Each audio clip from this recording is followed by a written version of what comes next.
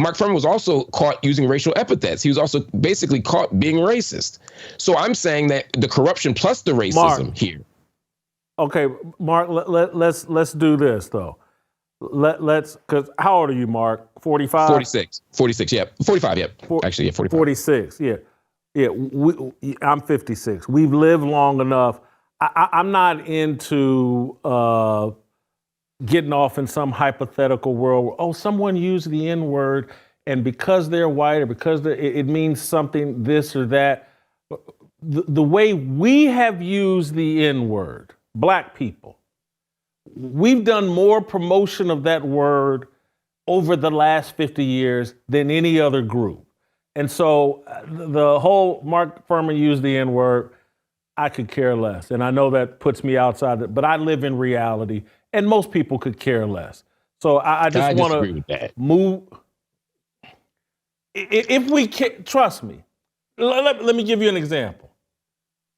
And I've made some progress losing weight.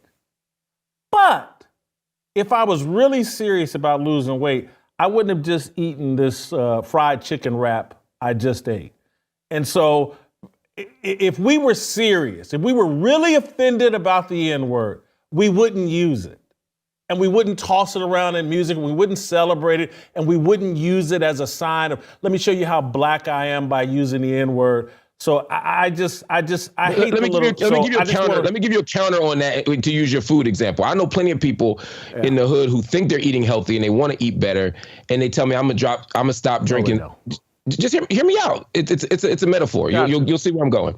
They'll say, look, I stopped drinking soda. Now I only drink juice. As a school teacher, I've done this. I've had to do health education with people. They don't realize that the juice is just as unhealthy. They don't realize there's just as much sugar in the thing. So they're sincere about being healthy. They're just doing it wrong. I'm asking you to consider that there are black people who legitimately think there's a difference between black people using the N-word and white people using the N-word, even if you ultimately disagree with them. You can speak to the consequence, but you can't speak to their sincerity. Is that a fair point? Well, and again, but we can speculate on the sincerity of white people when they make claims. Well, I use that word, but I don't mean it in a negative way. Blah, blah. I'm just repeating a rap song. But we just thought, well, nope, they must be racist because one, we don't like them, and they repeated that rap song, and blah, blah, blah, blah, blah. Again, but that's why I don't do that. Remember, Mark Furman, I ain't mad at Mark Furman for calling me the N-word. I'm mad at him for doing that while planting a glove, right? I'm saying that the combination of racism and impropriety is what makes me think it's racist. Let me move on to my other point of that, but I just don't, I don't want to, because I don't want to delve in fantasy land. But let me move on to the point of you know, the disproportionate. And this is my issue with the educated elite. They live in a very theoretical world. And they live in a world where studies and data that all come from these college campuses that are completely disconnected primarily from the communities they're offering up all this information to. And so if you get hired for a job to work in gang prevention or crime in LA, and a disproportionate number of people that are committing the crimes and live in those zip codes are black, you're going to have, because you have more interaction with the police, you're going to have more black people exposed to police misconduct. And so having lived in the hood and having lived in gated communities and high income communities, I know where I'm more frequently going to run into the police and have a higher chance of having a positive and or negative engagement with the police. High crime zip codes, poor communities, it's gonna happen. And so I get the studies that, oh my God, you know, it's more prone to happen to this and that. Well, who's committing the most crimes? Who's committing the most murders? Again, we've had plenty of, and I hate to go off in the fans, but we've had plenty of TV shows that document, like, the whole point of the TV show The Wire is you start dropping bodies, the police are going to show up. If you don't drop bodies, they'll let you use your drugs and leave you alone. That's a fact of life. And so I just, the college data, we got studies, we got this. What I have and I hate to go the lived experience, but I spent a lot of time in the black community. My father owned my favorite place on earth, the Masterpiece Lounge, right in the heart of the black community. We wasn't sitting around worried about the police and the police harming us. It just wasn't true. The gangster disciples, the vice lords, yes, there was concern. And so this whole thing that the criminal justice system, okay. And the whole deal that the criminal justice system is just abhorrently racist, and everything that comes out of that is a reflection of how racist it is. I just don't buy that argument. And this is where, again, by tossing in racist as it relates to Mark, that's where I think you triggered people, but I filibustered enough. No, it wasn't a filibuster. You just made a lot of points. I'm thinking about a few of them. One, I think to your last point, again, I didn't say that everything that comes out of it is racist. This is kind of a tactic that the right-wing elites do, right? They take a point and then they add some yeast to it, and then they dispute it. They make the classic straw man, right? So I didn't say everything is racist and everything that comes out of it is racist. I would agree with you that sometimes you label the criminal justice system as racist. Yeah, it's fundamentally in the same way that you label certain circles elitist, right? But you don't mean that doesn't mean that everybody in it is an elitist, but the system, there's a culture of elitism you're talking about. There's a culture of practices, right? But again, similarly, right? In the same way that you label entire spaces, but you don't necessarily make distinctions among people. I'm saying we got to make some, and you're saying the same. I'm saying the same thing in this case. We have to make more distinctions. The distinction here is, yes, the system gives different outcomes for people that are predictable based on race, even when you control for class, even when you control for behavior. To use your wire example, you're right. You drop the bodies, police coming. If white people drop bodies, police coming for white people too. I agree with you, right? But when Presbeluski knocks that kid's eye out, the kid wasn't doing nothing, right? There comes a moment where even in black communities, hear me out, even in black communities, particularly if you decide that certain people are citizens or not, which is the language The Wire used, what ends up happening is you do respond differently to the person. Think about the school teacher that's driving to school and just asked the cop to move his car when Carver finally had to put the hammer down as a boss because the guy pulled the guy out of his car when he simply beeped the horn when there was a traffic stop, right? Again, that guy wasn't bothering the police. He was the middle class, mind your own business black person you were talking about, right? But we have those experiences too. I grew up in the hood just like you. And you're right. The people that were selling the most dope had the most worry about the police. But I never felt safe driving a car down the street. And not just because of some mythology put upon me, because police gave me a hard time. I had a license, please gave me a hard time because I was young and black and outside. Now, there are times where I had in the car I shouldn't have had. I don't disagree with that. They ain't know that though, right? And then there were other times in my life where I was completely legal, had a degree, was minding my own business, still got pulled over, still got a hard time. I literally sued the Philadelphia Police Department as a college professor because the guy pulled me out of the car and physically abused me. And I did nothing wrong. He just told me that I was in the wrong neighborhood. And I know when you start taking notes, I get nervous, but if you do the research on this police stop, the media did the thing you're talking about. They cast it as what was he doing out there? Or decorated police officer versus hip hop professor, right? Because apparently if a police officer stopped me as a black man at night, I had to be doing something wrong. Turned out I wasn't doing anything wrong. You know what he stopped me for? Illegal discharge of a passenger. Mark, I get that anecdote. Here's my anecdote, and I wrote a note writing down Presbeluski because I want to make that point, but I want to I've been driving a Mercedes-Benz for, I think, since 1995, almost 30 years. Very nice. You all of them, old money now. Yeah. All of them worth six figures or more. And I've been dressing the way I'm dressed now, them whole 30 years. Used to wear some jewelry, used to dress, not like a professional. How long have you been on TV? How long have I been on TV? I probably started being on TV and on ESPN 1998, 99. That's about what, okay. 2000, I can't remember. I mean, the bulk of the time you become famous too. I mean, that helps. I'm able to discern when people are like, you're famous and I'm hooking you up, and when people that don't know me. And so, and I'm a speeder. I mean, I've been pulled over many times. Generally speaking, always for speeding. But all of this driving while black things that everyone talks about, with me riding around in a Mercedes, it just never happens. And I'm talking about, this is 29 straight years driving some kind of 6-figure, relatively new Mercedes.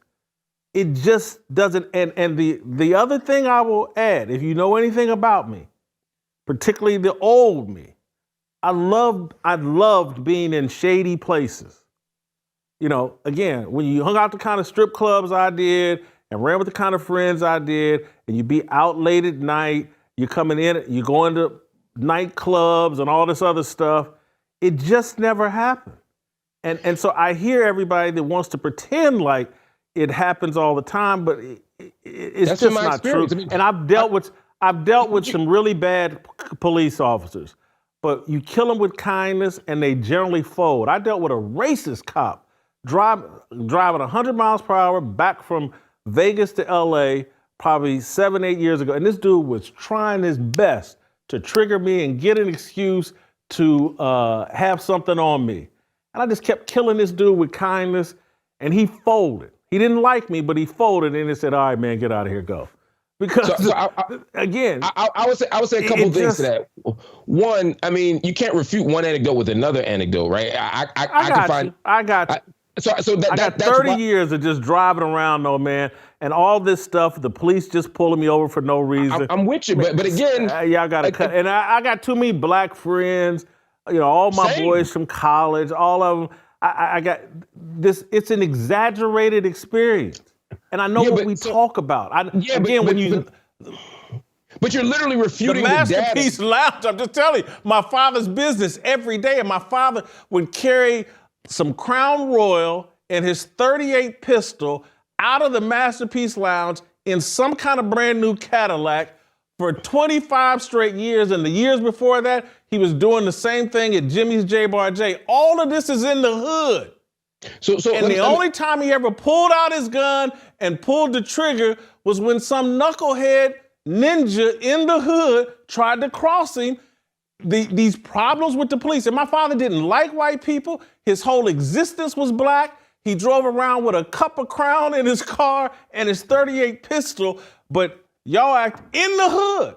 And y'all, he just got pulled over and harassed by police. Right, but you're effectively saying, but here's why, again, my experience has been different in the hood than your experience in the hood. I'm not negating yours. I'm saying, rather than try to center my hood experience or your hood experience, I'm saying we could use actual evidence and data, which people frequently appeal to, because when people say black people commit most of the crimes, it ain't because you walking around watching black people commit most of the crimes. It's because that's what the data shows.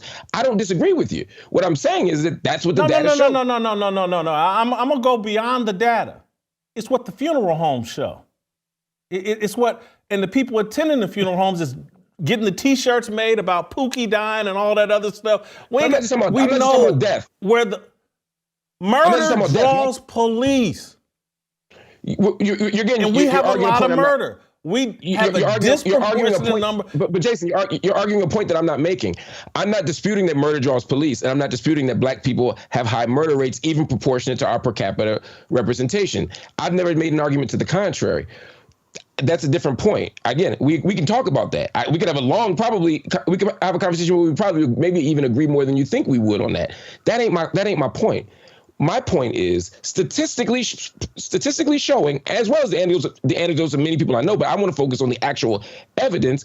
Black people have a different experience with law enforcement and different outcomes with law enforcement than their white counterparts. Now, you talk about driving a Benz for 30 years. We have a different attitude in dealing with them that's different. So I'm about to go there. That's literally one of the things you said. I'm going to go there. But I'm going to get to the first point you made about the Benz. I think the myth of policing is that somehow police are always trying to pull the Negro over with the fancy car. That's actually not, according to the data, the primary person who gets pulled over. I drive a nice car too, and I've been pulled over less often in my Porsches and in my whatever else I had than I have when I drove a Honda. The police actually don't want to F with a ninja in a Benz and a Cadillac for a few reasons, right? This idea that they think the Negro stole. Black people are we don't go around stealing 600 Benzes. We don't go around stealing Bentleys and driving through the hood in them. If I got that, I either got the right paperwork or the right job. No, it's the Negro in the Honda Accord that got the work in the trunk. That's who they're actually worried about, and that's who's getting harassed. When you look at the data on New Jersey highways, for example, the people getting pulled over were more black than white, disproportionate to their representation. The people who they found more drugs in, what they call the hit ratio, was higher among white people. If they had stopped every white person, statistically, they'd have a better chance of getting drugs and guns than black people. But they don't stop white people indiscriminately or disproportionately. Now, you're right. Your attitude with a police officer absolutely shapes your outcome. If I say, what the F you stopping me for, I'm going to get a different outcome. I'll give you a perfect example. I got pulled over about a month ago. I was literally taking food to my daughter who's getting her hair braided. I had my now 2-year-old son in the trunk, and I was literally talking to my wife on the Bluetooth, talking to her, and I got pulled over, leaving Philadelphia in this area called Willow Grove. Police officer, he was doing all the stuff police do when they about to pull you over, and I was like, I said to her, I haven't been pulled over in forever, because like you said, I don't get pulled. I'm too old to get pulled over. My car's too nice to get pulled over. I don't commit no crimes. I was not expecting to get pulled over. He pulls me over, and he says, "Do you know why I stopped you?" I said, standard question. Well, yeah. I said, I have no idea, officer. He said, your license is expired. I said, how do you know my license is expired? He said, well, I saw your car. He said, I mean, he wasn't, let me be clear, perfectly nice. Couldn't have been nicer. He said, I saw your car, I ran the tags, and I realized that your license expired. And my license had been expired for like 2 days. I literally updated on the website like while I was sitting there. Not a big deal. He didn't give me a ticket. He let me go. I'm sure me wearing a wedding ring, I'm sure me having a kid in the back, I'm sure me being polite, all helped. If I said, you racist ass biatch, what you doing? He might have took the car, right? Which you can do in Philadelphia because of a livestock program. Point is, I am relatively certain that he pulled me over because he saw a car and a person who something seemed out of place to him. I seemed out of place to him entering Willow Grove, which is not really a super black neighborhood, and I was driving a car that he did not expect. And I looked younger than I am, and I was dressed like you and I are right now. Once he saw that I wasn't committing a crime, he absolutely treated me different. But the difference between me and my white counterpart is, had I been white, I don't believe he would have stopped me in the first place. I accept accountability for giving him. It's all speculation. That's 1,000% speculation. No, I got it. That's speculation. Because again, I could bring on white people that could tell you about their horrible experiences with the police. Again, because it's just like we act like George Floyd is the worst police killing we've ever seen. That's a lie, a myth. It's a gimmick. If you ever saw the kid out in Arizona, you ever saw the dude out in Arizona that got executed by white people while on his knees, by white police officers, while on his knees outside of his hotel, and we're pretending like the George Floyd thing is the worst thing that's ever happened? No. I don't know why I can't think of the dude's name off the top. Who? Jason, the point I can't think of his name off the top of my head. When you said the cop pulled you over, he was racist, that's speculation. When you said he let you go because you were so charming, that's speculation. Every anecdote is filled with speculation. There's nothing uniquely speculative. No. Let me be clear what I said about the cop in L.A. I felt like he was racist because every question he thought he had pulled over Suge Knight, I'm telling you. And every question was disrespectful and trying to trigger me. How do you know he wouldn't have done it to a white person, though, Jason? You're speculating. He might have. He might have. He's racist. But I know he's racist. All right, let me pause. I know you're a reasonable person. Let me ask you a question. Yeah. Are you willing to just concede that you're speculating about that cop being racist? Yeah. Mm-hmm. Okay. So what I'm saying is, at all times, human beings make. He pulled me over for justifiable reasons, though. Just like the cop who pulled me over. Dipping in and out of lanes and all that other stuff. He pulled me over for justifiable reason. Right. And then when I rolled the window down, he's like, I got Suge Knight here. Let me trigger this Negro. I wouldn't allow it. And he folded and let me go and say, go on your way. But do you see, but this is what happens in the race conversation, not just among the right, but among lots of people. We honor our own experience. Like, you feel completely comfortable saying that your subjective experience was fueled by a racist cop that you defused. But when you hear mine, you hear that's just pure speculation. And you're reluctant to believe that my assessment of the cop as racist is legitimate, whereas you're comfortable with yours. And you might say it's because you're more reserved in your distribution of racism. No. I provided you a tiny bit of evidence. Like, he was disrespectful for me and repeatedly kept asking me questions to trigger me. You said the cop treated you nicely. Well, this is years ago. I'm asking for the specific details. Make an example. I can't remember. Was it racially triggering, or was it just like an asshole question, is what I'm asking? It was a series of just a disrespectful tone that because again, I got a standard operating procedure with police. Officer, I apologize. What did I do? Blah, blah, blah. He's hitting me back with all kinds of negative energy and questions. That's like, he's not meeting me with the same energy I'm meeting him with. But he could just be an asshole, is what I'm saying. Might be. Right. So my only point is. But you said, I just offered a tiny bit of evidence. Your evidence you presented was the cop treated you great and respectfully. Again, now I just think he hasn't given you any evidence that it's race. Let me move to one other point, and then we can circle back. We can move on, but I can't allow you to say that. The evidence that I gave you was that he said to me, I saw you in your car, and you looked out of place. That's the point. Now, he could have been out of place, I don't know you. Back up the tape. I don't think you said that originally, but maybe you did. If I wasn't clear, then I misspoke. But that was the point, is that I don't think he hates black people. I think he saw a Negro that looked out of place and wondered if I stole the car. And maybe there's a lot but at the end of the day, we're always making questions about whether we got treated this way or that way based on our race. My point is, white people don't have to do that. That's part of why we say that the system itself is. White people aren't having those questions. No one is saying it. Let me say this, Mark.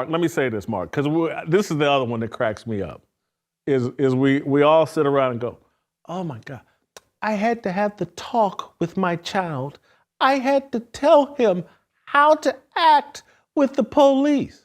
And every time I hear it, I go, what? And I apologize. Effing parent would not give their child instructions on how to engage with the police. You would, if you think a white parent has never said hey, look, if you get pulled over, do X, Y, and Z, blah, blah. This is how you can get out of the ticket. This is how you can avoid any trouble. Of course they do that. But again, but you just made put ourselves. You just made it seem as if the conversation is about how to get out of a ticket. The issue isn't do you tell your kids how to deal with police. You tell your kids how to deal with waiters, police, first dates. Yes. We tell right. Yes. So let's quit acting like we're the only people that have the talk. No. The talk. No. Oh my God, we have to have the talk. Jason, that's not the talk. The talk is here's a conversation you have to have with law enforcement to ensure that you make it home. My white middle class friends. Oh, stop it. Stop. Okay, you love the data. There's no parent other than some delusional person is living off in fantasy land that honestly believes that, oh my God, if my son or daughter gets pulled over, and I'm talking about black people, this is what you have to do to make it home or they're going to kill you. No. The numbers don't back that up. Don't back that up at all. You know what the conversation we have is like? Here's the conversation we actually have. If you go into that nightclub where they have a metal detector at the front door, here's how you engage with them Negroes that you're gonna be twerking with all night. If some shit jumps off, here's what I want you to do, baby boy, to avoid getting shot up at one of these nightclubs, because it happens that's the conversation we have. No, but two things. Now, Jason, but listen to me now. Hear me out. Two things can be true simultaneously. I have my daughters are grown. My son is 2. If my daughters were going to one of them is in university right now. She's 20. If she were going to a college party, I wouldn't be worried about a shootout at her fancy university. I wouldn't tell her how to deal with a shootout, but I would tell her how to deal with somebody roofing her drink. Why? Because that's a legitimate problem in that context. It doesn't mean that everywhere you go. You ever go to any house parties? You ever go to any house parties? Did you ever go to any house parties? Oh yeah, of course. House party, yeah. That's house party. Did you ever go any all-black nightclubs where they have a metal detector and a full pat? No, but hear me out. Like going through TSA. That's our nightclub experience. Jason, let me finish my example and you'll understand that we're not necessarily disagreeing. I'm just adding something. Just hear what I'm saying first. With my daughter, I tell her how to deal with a roofie at a college party because that's what happens on college campuses. If she were going to the nightclub in the hood, I would tell her the thing you're just describing. Because in the hood, you're more likely to get shot than you are at a college Ivy League party. Again, if you hear me out, you realize I wasn't disagreeing with you on that point. Similarly, though, when oftentimes when my white middle class or upper middle class or rich friends give their kids the conversation or the talk about how to deal with police officers, they're telling them how to not piss the officer off, how to not get a stupid misdemeanor ticket if they got weed in the car, how to not get a ticket when they'll usually say, hey, you go to this fancy school, just be polite, go on about your business. But when I have a talk with my son, who's now only 2, right? So I haven't had that talk. I ain't gonna lie to you. But when I have that talk, as I've had it with my nephews, I'm more thinking about don't make a sudden reach. Don't reach in the glove box. Say, officer, I'm reaching in the glove box. I don't find that my white Do you plan on your son going to college, your 2-year-old son going to college? Do you plan on that? I do. Can you show me any example of some black college kid who got shot by police, pulled over in a routine traffic stop? Yes, I can. I'm happy to furnish it for you. I don't have it off the top of my head. I'm talking about right now. Oh, gotcha. I thought you were asking me if I could memorize like the day. If you're, no. But it's just like you got to have this talk because this is somehow commonplace with college-educated black kids, and I gotta blah blah. It's just not. Now, if you have a long criminal record, and I got some family members that do, yeah, I'll have the talk with them. Hey, watch your mouth. Don't be cussing at these people. If you got a gun on you, let him know, blah, blah, blah, all of that. But I'm telling everybody that, though. Your son that's going to college is so unlikely to be harmed by police, and you know it, and everybody knows it, and we don't have to move off into fantasy land and pretend like, oh, my God, we better have a talk with this boy. And again, the only shooting that happened at Ball State, when I was a student at Ball State, a dude left the house party we threw at 801 University Avenue in 1989 or 90, and y'all can go look it up. Dude left my house party. He had an argument with his girlfriend upstairs. We shut down the party. He went back and shot and killed her. Only shooting I remember at Ball State. Police uninvolved, white folks uninvolved, everybody at the party was black, he was black, his girl was black. I can't remember his name, but maybe one of my boys will be watching, they'll remember. But we got to move out of this fantasy land. I want to make one other point about Prez Beluski because I wrote this note down because I love that you brought up Prez Beluski because I try to point it out. And so you brought up Prez Beluski. Remember about it? He did the, and the point of Prez Beluski was, which I thought was brilliant in the show. Prez Beluski really is a raging liberal, and he left the police force because he wasn't qualified. His uncle hooked him up with the job or whatever, and he goes to work in the school system. And the whole point of that was just like to subtly show you like, hey, man, these cops get put in tough situations and some of them get jobs that they're not qualified for and they do stupid things out of character. The whole point, Prez Beluski becomes the hero of season 4 and 5, basically, because of his love and his devotion to these black kids in Baltimore.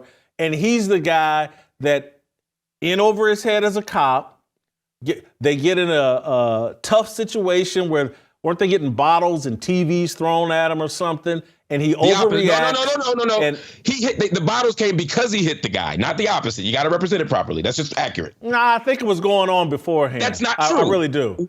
Something was going on. They were hiding and running.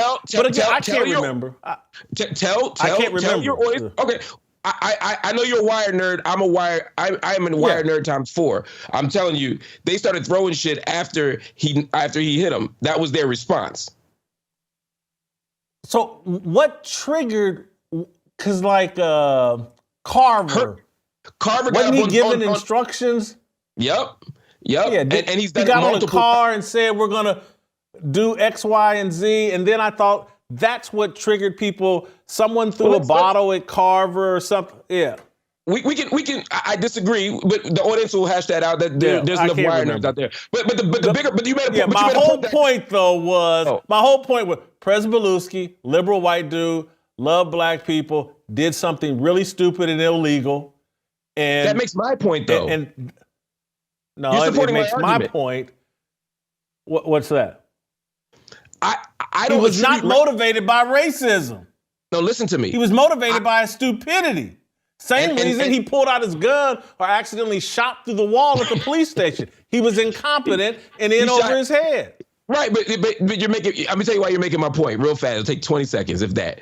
My point is, I never assume that racist actions or racist outcomes are the result of white people who have hate in their heart.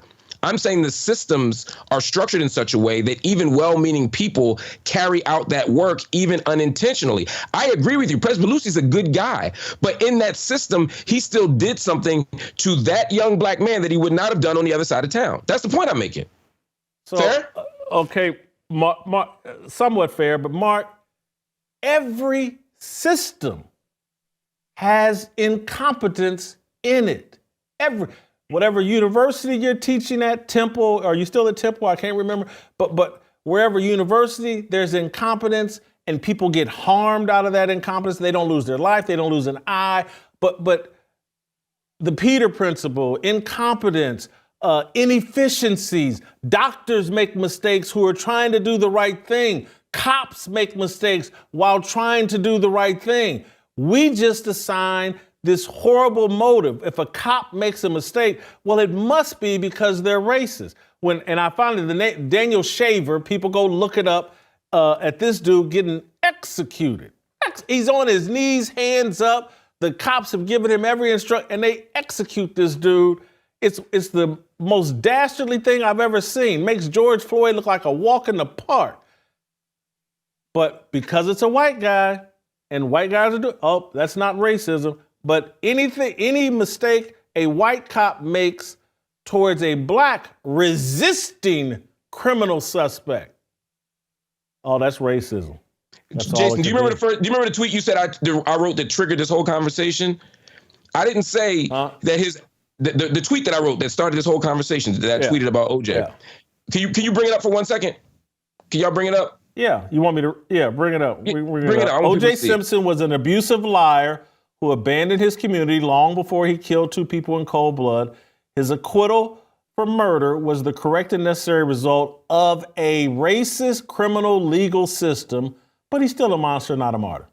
Right. Notice I could have easily written the result of a racist police officer or a racist person or a racist individual or a racist white person. The idea you're critiquing, I didn't make. I don't focus on what's in people's minds or people's hearts. Do I think some of these police are racist? Absolutely. Some of these sportscasters and TVs and garbage men and liberals and Democratic presidential candidates are racist. Sure, lots of racist people everywhere. There ain't no shortage of racist people. Ain't no shortage of non-racist people. I focus on the system as a scholar and as an analyst. I'm saying that these systems have baked into them forms of inequality. I could have no white person, no racist, excuse me, let me take that back. No conservative who argued with me. I'm just going to talk about conservatives right now.